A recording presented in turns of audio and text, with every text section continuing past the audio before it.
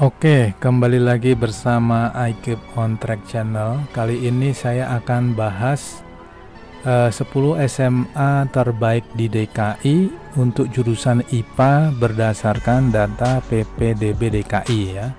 Video ini adalah bagian ke-8 dari serial kupas tuntas data PPDB DKI. Oke, jadi untuk menentukan sekolah SMA negeri terbaik di DKI untuk jurusan IPS, itu alat ukurnya adalah dari data PPDB DKI ya. Jadi kalau Anda lihat video saya sebelumnya, untuk mengukur sekolah baik atau tidak itu minimal ada 3 alat ukur ya yang saya tahu. Yang pertama, kita bisa menggunakan data PPDB DKI, kemudian kita bisa menggunakan data BANSM atau Badan Akreditasi Sekolah dan Madrasah, atau yang ketiga kita bisa menggunakan data LTMPT ya. Masing-masing menggunakan alat ukur yang sedikit berbeda ya. Kalau untuk PPDB DKI ini berdasarkan rata-rata anak sekolah yang masuk ke, jadi rata-rata anak SMA, anak yang masuk ke SMA yang bersangkutan ya.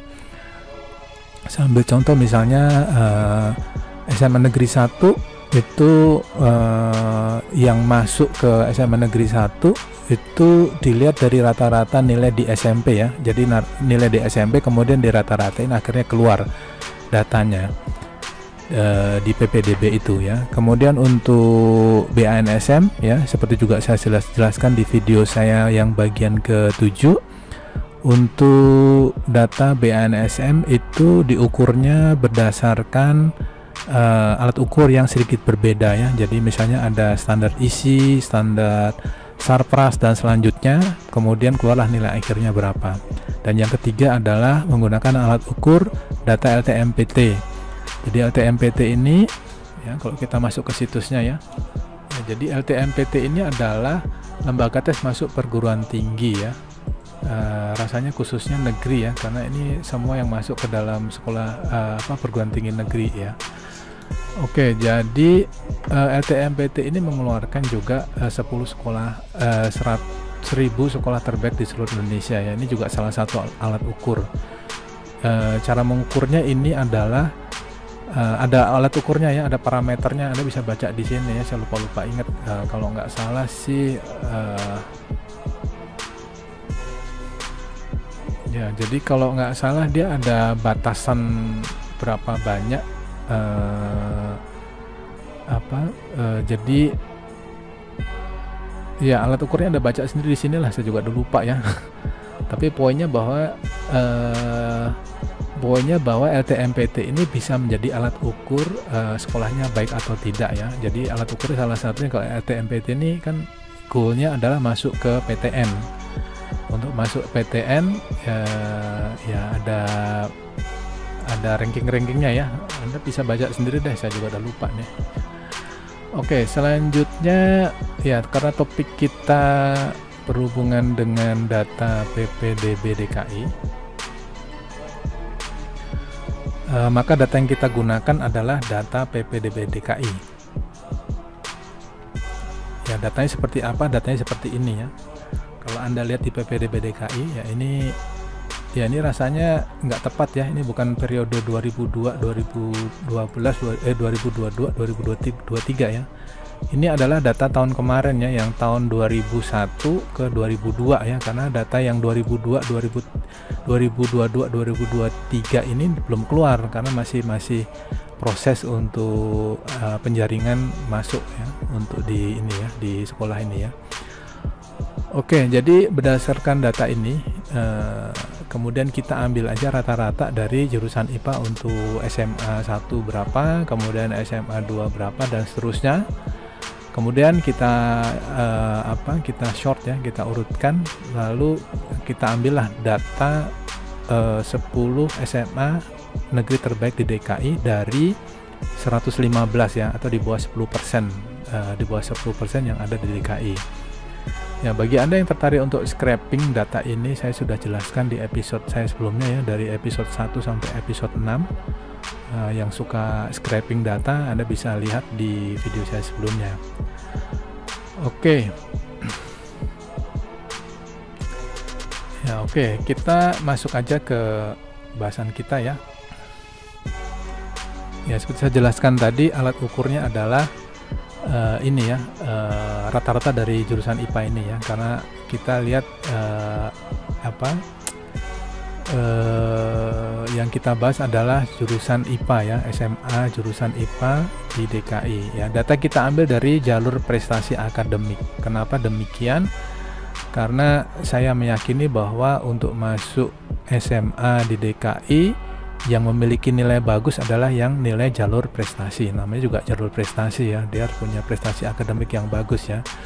Sehingga kita ambil data ini. Karena kalau untuk data jalur zonasi, kita tidak bisa keluarkan. Zonasi itu yang diukur adalah jarak dari rumah ke sekolah, dan kemudian usianya ya, usianya semakin tua semakin diterima ya, berdasarkan data ya. Kalau Anda nggak percaya, kita buka aja ya, kita buka aja ini kalau nggak percaya ya. Ini zonasi misalnya ya. Ya, di zonasi ini kalau kita lihat hasil seleksinya ya, kita ambil contoh SMA 1 deh ya. Nih, kalau Anda lihat datanya ya, ini nama ini itu ya, ini rumahnya ya, kayaknya ini rumahnya ya, rumahnya di Pasar Baru nih, RW 8 RT 5 ya. Ini otomatis karena SMA 1 berlokasi di Kelurahan Pasar Baru, otomatis dia diterima karena jaraknya dekat ya. Kemudian juga yang tadi saya katakan berdasarkan usia yang Anda lihat ini usia 14, SMA 17, usia 17 ya, dan seterusnya. Jadi dari data ini juga mengatakan bahwa kalau Anda pun rada jauh ya, ke Kebonsiri ke mana nih, ke Pasar Baru, jaraknya sebenarnya juga nggak jauh-jauh amat sih, mungkin sekitar 2-3 kilo ya, nggak terlalu jauh. Tapi di sini yang kita lihat adalah usianya ya. Jadi yang saya katakan tadi untuk membuktikan bahwa jalur zonasi yang diukur adalah seberapa dekat lokasi rumah anak tersebut dengan lokasi sekolah di samping usianya ya. Sementara kalau kita lihat di prestasi akademik, yang kita ukur adalah nilainya ya, makanya kita hanya ambil prestasi akademik. Untuk yang lain Anda bisa lihat aja sendiri ya. Ya, ini untuk prestasi akademik yang ada nilainya. Oke. Ya, atas dasar tadi yang saya jelaskan tadi, maka yang kita gunakan adalah jalur prestasi akademik untuk jurusan IPA yang kita ambil rata-ratanya ya. Oke. Tanpa basa-basi kita masuk aja ke peringkat 10. Ya, peringkat 10 untuk jurusan IPA adalah SMA Negeri 61, berlokasi di Jalan Pahlawan Revolusi, Durensawit, Jakarta Timur, dengan nilai akhir adalah 66,28 ya. Kemudian untuk peringkat 9 adalah SMA Negeri 34, berlokasi di Pondok Labu ya, di Jakarta Selatan, dengan nilai akhir 66,32. Oke, peringkat ke-8 adalah SMA Negeri 1 di Jalan Budi Utomo, Pasar Baru ya, nilai akhir 6656. Kemudian ya, SMA 7, peringkat 7 adalah SMA 77, berlokasi di Jalan Cempaka Putih Tengah 17 nomor 1 Jakarta Pusat ya, nilai akhirnya 67,89 ya. Ya, bagi Anda yang meragukan angka ini, Anda bisa langsung buka aja, kita buktikan aja ya SMA 77. Nah, kita cari SMA 77. Ya, kalau Anda lihat SMA 77 ini ya, untuk jurusan IPA, nilai rata-ratanya adalah 67,89 ya. Jadi data ini akurat ya, sesuai dengan PPDB ya. Jadi untuk Anda yang tertarik untuk scraping datanya, Anda bisa lihat video saya yang episode pertama sampai dengan ke-6 ya, bagaimana cara mendapatkan data ini. Kemudian kita simpan dalam bentuk Excel, kemudian kita urutkan ya. Oke, untuk peringkat ke-6 adalah SMA Negeri 81 di Jalan Kartika Eka Paksi, di Cipinang Melayu, Jakarta Timur dengan nilai akhir 69,01. Kemudian peringkat kelima adalah SMA Negeri 78 di Jalan Bakti 4 nomor 1 Kemanggisan, Jakarta Barat. Nilai akhirnya adalah 69,36. Selanjutnya peringkat keempat adalah SMA Negeri 21 ya di Jalan Tanah Mas Raya nomor 1 Cempaka Putih dengan nilai akhir 69,74. Selanjutnya peringkat ketiga adalah SMA Negeri 68 ya di Jalan Salemba Raya, Jakarta Pusat dengan nilai akhir 71,14. Selanjutnya untuk peringkat kedua adalah SMA Negeri 28 di Jalan Ragunan nomor 33 Pasar Minggu ya, nilai akhirnya 74,35. Dan peringkat pertama adalah SMA Negeri 8 di Jalan Bukit Duri 2 Jakarta Selatan, nilai akhir ada 7744. Oke, jadi kenapa kita ulas ini? Karena saya meyakini ya banyak orang tua maupun siswa yang belum sepenuhnya paham sekolah mana yang terbaik untuk anaknya. Jadi dengan video ini tentunya akan meng-guide ya, akan membantu orang tua maupun siswa dalam memilih sekolah yang terbaik. Kenapa harus terbaik? Karena dengan sekolah terbaik itu maka anak tersebut juga mengikuti arus yang kencang ya. Jadi lingkungannya mendukung dia untuk maju.